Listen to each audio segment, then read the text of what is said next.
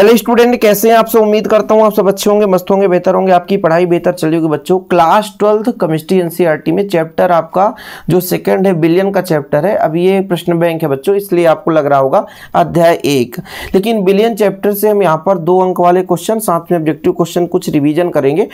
आप लोगों को मैं कहना चाहता हूँ बच्चों कि इसके पहले मैंने जो भी वीडियो दिए हैं वो प्लेलिस्ट में मिल जाएंगे, आप प्लेलिस्ट विजिट कर सकते हैं। दूसरी बात, ऑब्जेक्टिव का ऑलरेडी सीरीज मैंने एक 4-5 चैप्टर करा दिया, उसे आप लोग तैयार करें और आगामी समय में ऐसे ही वीडियो पाने के लिए चैनल को सब्सक्राइब कर लें। चलिए शुरू करते हैं फटाफट। सबसे पहले बहुविकल्पी प्रश्न देख लेते हैं बच्चों कि गैसों का द्रव्य विलेयता का नियम किसने दिया था। गैसों का द्रव्य विलेयता का नियम किसने दिया था भाई? तो भाई ये हेनरी साहब ने दिया था। पीतल है, पीतल एक क्या है? ठोस विलयन, मतलब ठोस में ठोस को मिलाया जाता है तो पीतल का निर्माण हो जाता है। अणुसंख्यक गुणधर्म नहीं है, 4 में से कौन सा? क्वथनांक उन्नयन, हिमांक अवनमन, प्रसरण दाब, तो वाष्प दाब। तो इसमें ऑप्शन नंबर ये जो सेकंड है ये अणुसंख्यक गुणधर्म नहीं है। 1000 ग्राम विलायक में उपस्थित विलेय के मोलों की संख्या मोललता कहलाती है बच्चों। क्या मोललता? यदि 1 लीटर में आता तो मोलरता, मोलरता जिसे मोलरिटी बोलते हैं, और ये मोललिटी है। मोलरता और मोललता दोनों में डिफरेंस है। चलिए आगे देखो बच्चों, रिक्त स्थानों की पूर्ति करिए। चलिए ये क्वेश्चन समझ में आ गया कि 1000 ग्राम विलायक में उपस्थित विलेय के मोलों की संख्या, क्लियर है ना, मोललता। एक आदर्श विलयन वह है जो सभी परिस्थितियों में किसका नियम का पालन करेगा? राउल्ट के नियम को पालन करेगा। ठीक है, किसका? राउल्ट के नियम का पालन करेगा। विलयन जिनके प्रसरण दाब समान होते हैं उसे समपराशरी विलयन कहते हैं। तो कौन सा विलयन बच्चों? समपराशरी विलयन। ओके। अणुसंख्यक गुणधर्म विलयन के एक निश्चित आयतन के कणों की संख्या पर निर्भर करता है। तीसरा नंबर बताओ, अणुसंख्यक गुणधर्म निश्चित आयतन में विलेय के कणों की संख्या पर निर्भर करता है। विलयन में निश्चित ताप पर विलेय की मात्रा घोली जा सकती है। कौन से विलयन में? तो संतृप्त विलयन में विलेय की और अधिक मात्रा घोली जा सकती है, निश्चित ताप पर मात्रा घोली जा सकती है। आगे देखो, अर्धपारगम झिल्ली में केवल किसके अणु पार हो सकते हैं? तो केवल विलायक के अणु ही पार होते हैं। किसके अणु? विलायक के अणु। आगे देखो बच्चों, सही जोड़ी का मिलान करिए। गैस का द्रव्य विलयन क्या कहलाएगा बताओ जरा। गैस का द्रव्य, गैस यानी द्रव्य, तो सोडा वाटर हो सकता है इसमें क्योंकि इसमें गैस मिला रहता है। ठोस का द्रव्य विलयन, सॉरी ठोस का गैस में, मतलब ये कार्बन के कण जैसे वायु में मिल जाए तो धुआं का निर्माण हो जाता है। सही है कि नहीं? देखो जरा, धुआं है कहीं पे? हाँ धुआं है। अणुसंख्यक गुणधर्म कौन दर्शाएगा? विलेय की कणों की संख्या पर निर्भर करेगी। राउल्ट का नियम का जो पालन करता है उसे आदर्श विलयन कहते हैं। और अधिक मात्रा में विलेय की मात्रा बच्चों, ये आपका सांद्र विलयन कहलाता है। क्या कहलाता है? सांद्र विलयन कहलाता है। ठीक है, चलिए आगे देखते हैं। एक शब्द में उत्तर, विलयन में विलेय की मात्रा कम होने पर वह विलयन क्या कहलाएगा? तनु विलयन। कम मात्रा है इसलिए तनु विलयन। प्रति लीटर विलयन में विलेय के ग्राम तुल्यांकों की संख्या तुल्यांकी चालकता कहलाती है। ना ना ना ना ना, क्या बोला है? प्रति लीटर विलयन में विलेय की ग्राम तुल्यांकों की संख्या, प्रति लीटर विलयन में, ये आपका कहलाता है ग्राम तुल्यांकों की संख्या, नॉर्मलता कहलाता है। क्या कहलाता है? नॉर्मलता कहलाता है। ठीक है, ग्राम तुल्यांकों की संख्या नॉर्मलता कहलाता है। अरे भैया इसमें क्वेश्चन गलत है, देखो इसमें तुल्यांक चलकता है, गलत है, साला गलत दे देता है। गुण जो विलयन के कणों की संख्या पर निर्भर करते हैं अणुसंख्यक गुणधर्म बोलते हैं, कोई दिक्कत ही नहीं इसमें। वे सभी घटकों के विलयन के किसी एक घटक के मोलों की संख्या और समस्त घटकों के मोलों की संख्या का अनुपात मोल प्रभाज कहलाता है। अब ये 1 नंबर में 2 नंबर में भी क्वेश्चन पूछ सकता है कि मोल प्रभाज किसे कहते हैं, तो फिर आपको पता होना चाहिए ना, आपसे बनना चाहिए मोल प्रभाज किसे कहते हैं। विलयन के किसी एक घटक के मोल की संख्या और समस्त घटकों के मोलों की संख्या का अनुपात जो है मोल प्रभाज कहलाता है।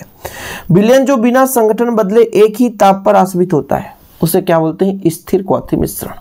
अब चलते हैं बच्चों प्रश्न पर। चलिए शुरू करते हैं। सुपर फास्ट रिवीजन में विलयन किसे कहते हैं? 2 या 2 से अधिक पदार्थों के समांगी मिश्रण को विलयन कहते हैं। सिंपल है, कुछ भी नहीं है। 2 या 2 से अधिक पदार्थों के समांगी मिश्रण को विलयन कहते हैं। पानी में ऑक्सीजन रहता है, ऑक्सीजन पानी का मिश्रण भी विलयन ही है। पानी में दूध डाल दो वो भी एक विलयन ही है। मिट्टी के तेल में आप डीजल डाल दो वो भी एक विलयन ही है। मिट्टी के तेल में पानी डालो वो भी एक विलयन ही है। ठीक है, तो जैसे आपने तांबा और कांसा ये सब कुछ पढ़ा है आपने, ठोस को ठोस में मिलाओ तो एक मिश्र धातु बन जाता है, वो भी एक विलयन ही है। तो कुल मिलाकर के 2 या 2 से अधिक पदार्थों के अवयवों को यदि मिला दिया जाए तो उनके समांगी मिश्रण से जो पदार्थ बनता है उसे हम विलयन कहते हैं। सांद्रता के आधार पर विलयन, देखो भाई बहुत ही सिंपल है, जिसमें बहुत कम हो। विलयन किससे बनता है?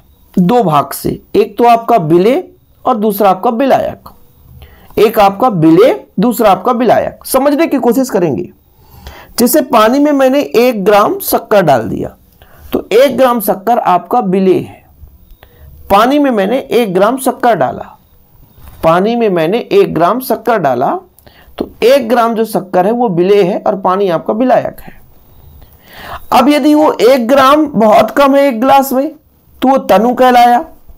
और यदि कहीं विलेय की मात्रा विलायक की तुलना में थोड़ा सा अधिक है, जरूरत पड़ने पर जैसे सीरा बना दो, तो भाई साहब जब विलायक में विलेय की मात्रा बहुत कम हो, अत्यंत अल्प हो, तो वो तनु विलयन कहलाता है। वहीं पे जब हम सांद्र की बात करते हैं कि वहीं विलायक में जब विलेय पदार्थ की मात्रा अधिक हो तो सांद्र हो जाता है। और संतृप्त का मतलब ये है बच्चों कि एक निश्चित मात्रा जिससे अधिक यदि मिला दे तो उसमें ना घुले। अब आप लोगों को दिक्कत होगी, ये सर संतृप्त कैसे आ गया? जैसे आपके पास क्षमता कितना है दूध पीने की? 5 लीटर। अब आपको कोई जबरदस्ती 5 लीटर से ऊपर दे तो आपको नुकसान करेगा, सही है कि नहीं? फायदा नहीं कर सकता। तो ऐसे ही विलेय पदार्थ की एक निश्चित मात्रा, उससे अधिक यदि हम डालें तो मिलना ही नहीं चाहेगा। जैसे आप सीरा बनाते हो तो एक निश्चित टाइम तक पानी में शक्कर मिलता जाता है, लेकिन आप उससे अधिक यदि मिला दो तो फिर मिलना ही बंद हो जाएगा, मिलेगा ही नहीं बच्चों। तो जब बहुत ही कम मात्रा में हमारे पास विलयन रहता है तो उसे हम बोलते हैं क्या? तनु विलयन। सांद्र विलयन जब विलेय की मात्रा अधिक होता है। और संतृप्त विलयन का मतलब वो है कि उसमें यदि और अधिक मात्रा यदि हम घोलें तो वो ना घुल सके, तो संतृप्त विलयन। लेकिन असंतृप्त, भाई 5 लीटर दूध पीने की क्षमता है लेकिन आपको 5 लीटर मिला ही नहीं, तो असंतृप्त हो गया। कि किसी विलयन का इतना समर्थ हो कि विलेय की और मात्रा घोल सके, उसे असंतृप्त विलयन कहते हैं। समझ रहे हो कि संतृप्त मतलब इससे और अधिक मात्रा में हम विलेय पदार्थ नहीं घोल सकते। लेकिन वहीं पे असंतृप्त की बात आ जाती है, तो असंतृप्त में क्या होता है कि किसी विलयन में इतना समर्थ हो कि विलेय की और मात्रा हम घोल सकें, वो असंतृप्त है। मतलब आपके पास कैपेसिटी 5 लीटर की है, आपको 3 लीटर दूध दे दिया गया, आपने पी लिया, और अभी आपके पास क्षमता और है कितना? 2 लीटर की, तो ये असंतृप्त हो गया। लेकिन अति संतृप्त, आवश्यकता से भी ज्यादा डाल दो कि भाई हमारे पास 5 लीटर क्षमता था, लेकिन किसी ने कहा ना ना बाबू तुम 5 लीटर से और ज्यादा पी जाओ, तो आपका अति संतृप्त हो जाता है। मतलब जरूरत से भी ज्यादा, क्षमता से भी अधिक विलेय पदार्थ घोल दिया जाता है बच्चों, तो उसे हम बोलते हैं अति संतृप्त विलयन। अब अगला क्वेश्चन देखते हैं, गैसों में द्रवों की विलेयता किन किन कारकों पर निर्भर करती है? गैस में द्रव की विलेयता, कितना बढ़िया है, समझ रहे हैं? मतलब गैस और द्रव को मिलाएं तो क्या क्या उसको कारक प्रभावित कर सकता है? पहला नंबर दाब है। हेनरी साहब बताए थे, यदि गैस को द्रव में मिलाना चाहते हो तो उस पर दाब लगाओ, ठीक है? जितना अधिक दाब होगा उसका सक्रिय द्रव्यमान उतना ही अधिक मिलेगा। हेनरी ने बताया था कि गैस पर यदि हम दाब लगाएंगे बच्चों तो उतना ही ज्यादा द्रव में मिलेगा। तो जो गैस की विलेयता है, जो उसकी सक्रिय मात्रा है, उस पर लगाए गए दाब के समानुपाती होता है, इसलिए दाब के ऊपर डिपेंड करेगा। सिंपल है ना कि भाई दाब लगाएंगे तो गैस उस लिक्विड में जाकर के मिलेगा, उस लिक्विड में जाकर विलेय हो जाएगा, जितना दाब लगाओगे। यदि ताप लगा दो भाई, तो ताप लगाओगे तो यार गैस हल्का हो जाएगा, उठेगा ऊपर की ओर, तो मिलने की कोशिश ही नहीं करेगा, ठीक है? तो कहीं ना कहीं ताप यदि हम ताप दे दें, मतलब गर्म कर दें किसी गैस को, तो फिर उसकी विलेयता कम हो जाएगी। ये तो सिंपल है। ताप यदि हम दे दें, गर्म कर दें, तो उसकी विलेयता क्या हो जाएगी? कम हो जाएगी। यदि हमने दाब दिया, दाब दिया मतलब दाब बढ़ाया, तो गैस की विलेयता बढ़ेगी। लेकिन वहीं पे जब हम ताप की बात करें बच्चों, तो यदि ताप बढ़ाएंगे तो गैस की गतिज ऊर्जा बढ़ जाएगी और गैस की विलेयता सिंपल है, कम हो जाएगी, ठीक है? अशुद्धियां क्या करता है? हमेशा कमी करता है किस चीज को? आपके मन में वायरस आ जाएगा, आपके मन में गलत चीजें आ जाए, आपके मन में गलत सोच हो जाए, तो सिर्फ और सिर्फ कम ही करेगा। इसी प्रकार से यदि अशुद्धियां मिला दी जाए तो फिर गैस की विलेयता डेफिनेटली कम ही कम होना है। इसके बाद तीसरा नंबर है गैस की प्रकृति। प्रकृति भी तो कैसी है, जो सक्रिय होगा वो जल्दी विलय होगा, जो आयनित हो जाएगा आसानी से वो अपक्रिया कर ज्यादा विलयशील होगा, जो आयनित ही नहीं होगा बच्चों वो विलयशील नहीं हो सकता। ये चीज तो होना चाहिए ना कि जैसे मान लीजिए कोई गैस है वो ज्यादा मात्रा में आयनित हो रहा है तो आसानी से वो विलय हो जाएगा, यदि आयनित ही नहीं हो रहा तो फिर विलय नहीं हो पाएगा। ठीक, ये चीज होता है। विलायक की भी प्रकृति है, जिसमें हम मिला रहे हैं उसकी भी प्रकृति होनी चाहिए। ध्रुवीय विलायक है कि अध्रुवीय विलायक है। यदि ध्रुवीय विलायक है बच्चों तो उसकी विलेयता अलग होगी, अध्रुवीय विलायक उसकी विलेयता अलग होगी। तो ध्रुवीय विलायक में अध्रुवीय विलायक, जैसे मान लीजिए ध्रुवीय गैस, आपका क्या लिखा है क्वेश्चन, ध्रुवीय गैस है ध्रुवीय विलायक में, और अध्रुवीय जो गैस होते हैं अध्रुवीय विलायक में आसानी से घुल जाते हैं। मतलब अपनी प्रकृति के जो भी है वो आसानी से घुल जाते हैं, बाकी भाई दूसरे प्रकृति का वो व्यक्ति नहीं मिल पाता है। देखिए हम यहाँ पर रिवीजन करने आए तो थोड़ा सुपर फास्ट ही चलेगा बच्चों। असमान अनुभार किसे कहते हैं, ये क्वेश्चन कभी पूछे ही नहीं जाता है, पढ़ लो। यदि किसी विलयन में विलेय के कणों का वियोजन या संगुणन होता है तो विलयन में विलेय के कण की संख्या परिवर्तित हो जाती है। इस कारण असमान गुणधर्म का मान भी परिवर्तित हो जाता है तथा विलेय के अनुभार में परिवर्तित हो जाता है तथा विलेय का अनुभार वास्तविक अनुभार से भिन्न प्राप्त होता है, इसे असमान अनुभार कहते हैं। बड़ा गड़बड़ हो गया ना। इसमें यह बोला गया कि जैसे विलयन है, या तो विलयन के कण में वियोजन हो जाए, टूटना हो जाए, सही है कि नहीं। विलयन के बात की बात करें कि विलयन में जो कण होंगे, विलेय के कण होंगे, या तो उसमें संगुणन मतलब पास पास आकर दो कण आपस में जुड़ गए। वियोजन का मतलब यह है कि एक कण टूट करके कई कणों में बदल गया। तो हो सकता है भाई वियोजन हो गया, हो सकता हो संगुणन पास पास आ गया।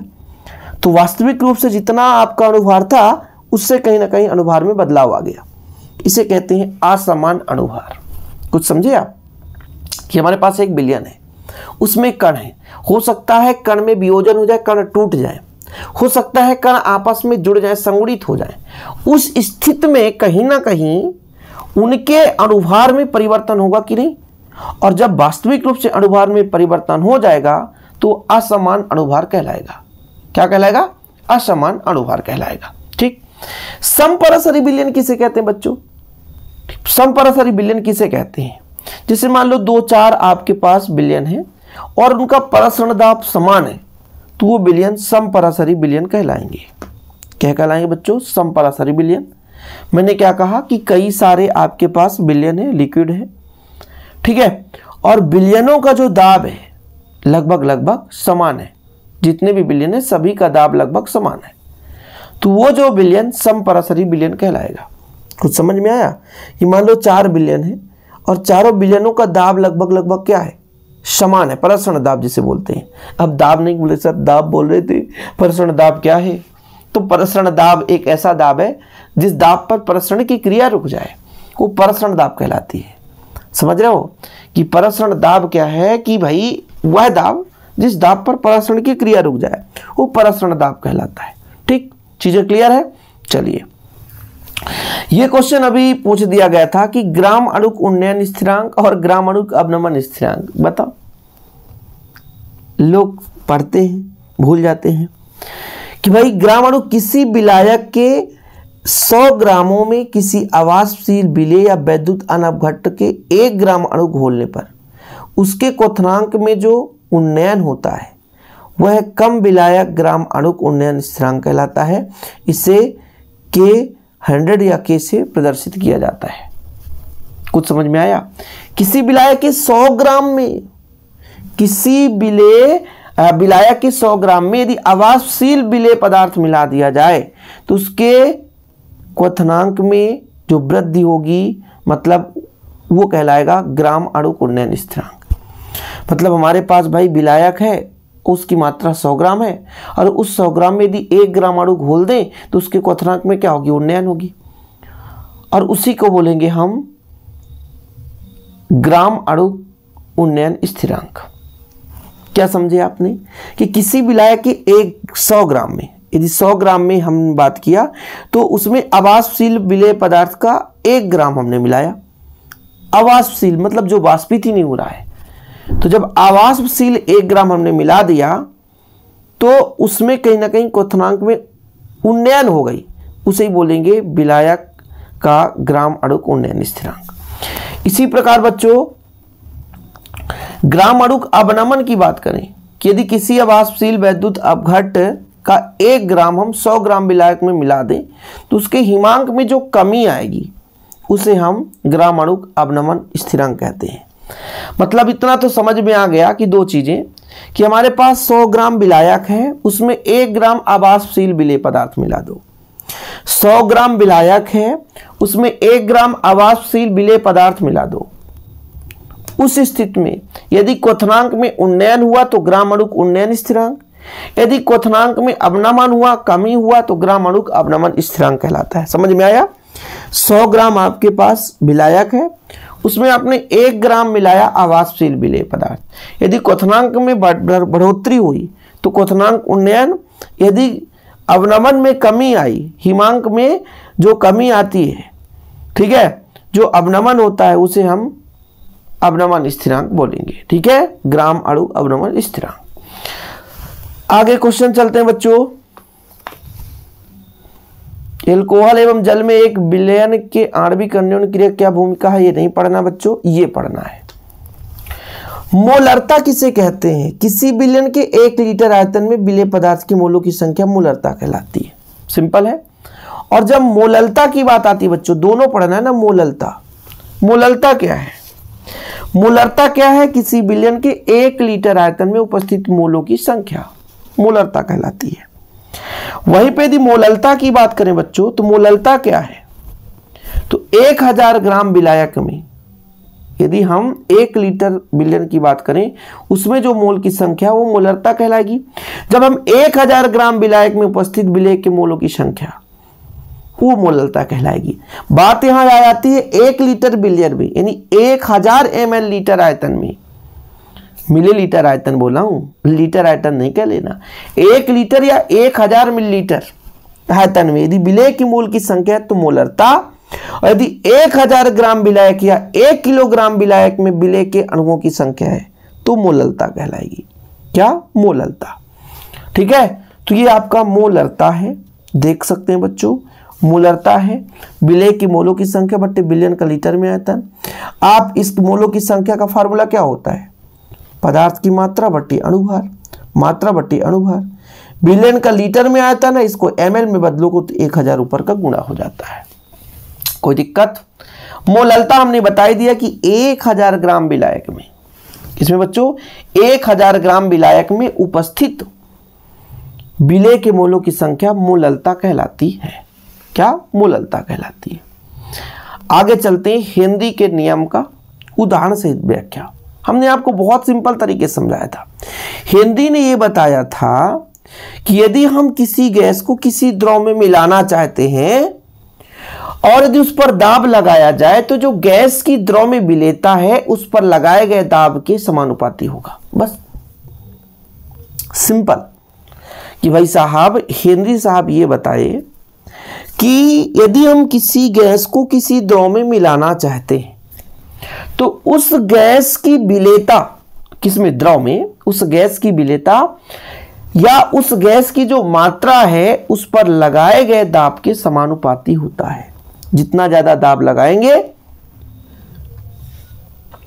गैस की उतनी ही मात्रा उस द्रव में विलेय होगा। ठीक, देखिए जरा। निश्चित ताप पर किसी विलायक के प्रति इकाई आयतन में घुली हुई गैस का द्रव्यमान गैस के दाब के समानुपाती होता है, जिसके साथ वह विलायक साम्यावस्था में रहता है। यदि द्रव्यमान स्मॉल m है, दाब p है, तो m समानुपाती p। अब जब समानुपाती हटता है तो k एक नियतांक लग जाता है। ठीक है, आप लोग बिल्कुल देख सकते हो कि हेनरी ने बताया क्या था। आखिर में हेनरी साहब कर क्या रहे थे? हेनरी ने बताया कि यदि हम गैस को द्रव में मिलाना चाहते हैं तो हम उस पर दाब लगाएंगे तो जो उसकी विलेयता है, विलेयता मतलब गैस की मात्रा है, दाब के समानुपाती होता है। सिंपल है, m समानुपाती p। समानुपाती हटाते तो k एक नियतांक लग जाता है। अणु संख्या गुणधर्म किसे कहते हैं? उदाहरण से समझाइए। भाई, विलयन के कुछ गुण ऐसे होते हैं जो विलेय के कणों की संख्या पर निर्भर करते हैं। ऑब्जेक्टिव भी आपने पढ़ा। अब ऑब्जेक्टिव में आपने पढ़ा कि नहीं? विलयन के कुछ कण उनके निश्चित आयतन में उपस्थित विलेय के कणों की संख्या पर निर्भर करते हैं। विलेय के कणों की संख्या पर निर्भर करते हैं। जिन्हें हम अनुसंख्यक गुणधर्म कहते हैं। जैसे वाष्प दाब में आपेक्षिक अवनमन, क्वथनांक का उन्नयन, हिमांक का अवनमन, विलयन का प्रसरण दाब। समझ रहे हैं क्या चीज?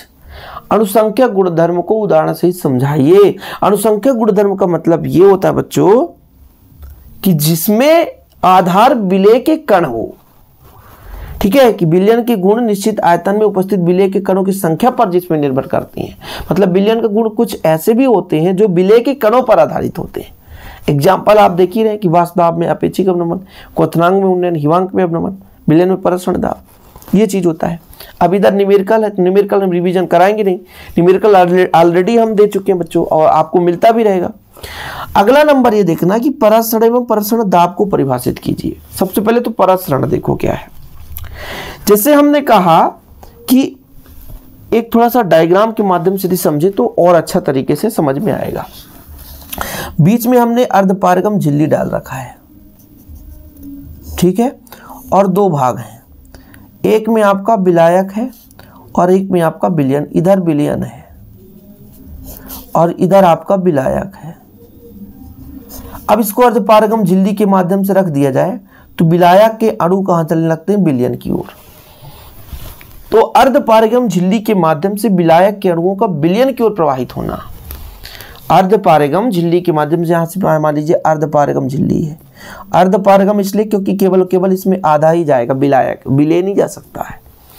तो अर्धपारगम झिल्ली के माध्यम से विलायक के अणुओं का विलयन की ओर जाना, अर्धपारगम झिल्ली के माध्यम से विलायक के अणुओं का विलयन की ओर जाना, विलयन की ओर प्रवाहित होना आपका कहलाता है बच्चों परासरण की क्रिया। क्या कहलाता है? परासरण। अब यदि इस विलयन में हम दाब लगा दें ऊपर से, क्या लगा दें बच्चों? दाब।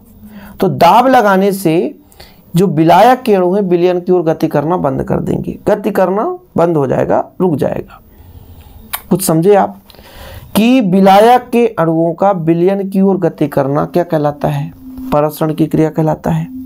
अब एक ऐसा दाब, विलयन पर हम एक दाब लगा दें जिस दाब को लगाने से यदि विलायक के कण का इधर गति करना बंद हो जाए तो वो आपका दाब कहलाता है प्रसरण दाब। मतलब एक ऐसा दाब जिस दाब पर प्रसरण की क्रिया ही रुक जाए, वो प्रसरण दाब कहलाती है। देखो, यदि अर्धपारगम झिल्ली विलायक और विलयन के मध्य रख दी जाए तो विलायक के अणु झिल्ली से निकल करके विलयन के प्रवाहित हो जाएंगे। विलायक के इस प्रभाव को हम प्रसरण कहते हैं। हमने जो समझा दिया वही है बच्चों। प्रसरण क्या है? विलायक के अणुओं का अर्धपारगम झिल्ली से विलयन की ओर जाना। अब इस पर यदि हम दाब लगा दें एक मुखड़े पर, बोला भैया हम दाब लगा दें ऊपर से, जब दाब लगाएंगे तो प्रसरण की क्रिया रुक जाएगी, वही दाब प्रसरण दाब कहलाता है। ठीक है, कोई दिक्कत तो नहीं है।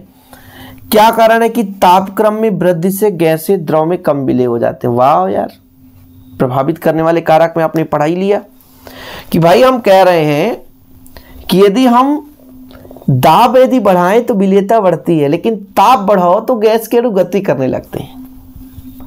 जैसे शांतिपूर्वक सभी बच्चे बैठे हैं, लेकिन कभी आप दिखा दो रसगुल्ला वगैरह तो बच्चे उठ के नाचने कूदने लगेंगे। वही कंडीशन हो रहा है। आप गर्म कर रहे हो, एक्साइटेड कर रहे हो गैस के अणुओं को, तो भाई गर्म होकर, उत्तेजित होकर, हल्के होकर ऊपर की ओर जाएंगे। तो किसी भी विलयन में उनकी विलेयता क्या हो जाती है? कम हो जाती है। इतना सिंपल है। ताप बढ़ाने पर द्रव के गैसीय की विलेयता कम हो जाती है। ताप कम होने पर द्रव में गैस की विलेयता बढ़ जाती है। गैस का द्रव में घुलना गैस के संघनन की तरह है, अर्थात गैस के द्रव में घुलना एक ऊष्मक्षेपी प्रक्रिया है जिससे ऊर्जा निकलती है। अर्थात ताप कम होने पर गैस की द्रव में विलेयता बढ़ेगी और ताप बढ़ाएंगे तो घटेगी। अनुसंख्यक गुणधर्म किसे कहते हैं? अगला क्वेश्चन है जो कि आपने पढ़ लिया होगा बच्चों, उम्मीद करता हूं। ठीक है, अति परासरी विलयन बल्कि पढ़ लेते हैं। अति परासरी विलयन किसे कहते हैं? पहले तो आप लोग इतना समझो, समपरासरी विलयन, दो या दो से अधिक विलयन जिनके प्रसरण दाब समान है समपरासरी विलयन कहलाते हैं। जिस विलयन का प्रसरण दाब अपेक्षाकृत थोड़ा सा अधिक है वो अति परासरी कहलाता है, और जिसका प्रसरण दाब थोड़ा सा कम है वो अल्प परासरी। दो विलयन है, यदि एक विलयन का प्रसरण दाब अधिक तो अति परासरी और कम है तो कम परासरी। ठीक है, विलेयता को प्रभावित करने वाले कारक, अभी तो गैस की विलेयता थी, अब इसमें भाई यहां पर वैसे विलेयता को प्रभावित करने वाले कारक। अब किस में विलेयता, यही समस्या है ना। तो आप यहाँ पर गैस की विलेयता भी पढ़ सकते हो, गैस तथा द्रव की प्रकृति, ताप यदि बढ़ाएंगे तो गैस की द्रव विलेयता कम हो जाएगी, अशुद्धियों का प्रभाव, अशुद्धि हो जाएगा तो फिर कम हो जाएगा, दाब का प्रभाव, दाब बढ़ाएंगे तो सीधा सीधा विलेयता बढ़ जाएगी। आप लोग स्क्रीनशॉट ले सकते हैं ये चीज़ें, विलेयता को प्रभावित करने वाले कारक। विंडस नामक बीमारी पैदा होती है यदि हम N2 का ऑक्सीजन के साथ मिश्रण ले लें तो। ठीक है, ये चीज़ हो गया बच्चों, फटाफट आप लोग तैयार कर लो इनको यार। और मोल प्रभाज किसे कहते हैं ये हमने पहले भी बताया कि बिलियन में किसी एक घटक की मोल की संख्या और बिलियन में उपस्थित समस्त घटकों के मोल की संख्या का अनुपात मोल प्रभाज कहलाता है। बिलियन में उपस्थित किसी एक घटक के मोल की संख्या और बिलियन में उपस्थित समस्त घटकों के मोल की संख्या का अनुपात मोल प्रभाज कहलाता है। ठीक है बच्चों, तो काफ़ी लंबा हो चुका यार, सर दर्द करने लगा बच्चों। 25 मिनट का वीडियो काफ़ी लंबा है। आगे हम पढ़ेंगे राउल्ट का नियम वगैरह इस चैप्टर में, अभी एक बार और वीडियो लाएंगे ताकि ये आपका कंप्लीट हो जाए। तो आज के लिए इतना ही रिवीजन क्लास था, उम्मीद करता हूँ आपको पसंद आएगा। पसंद आए तो लाइक करके शेयर करें। जय हिंद, वंदे मातरम।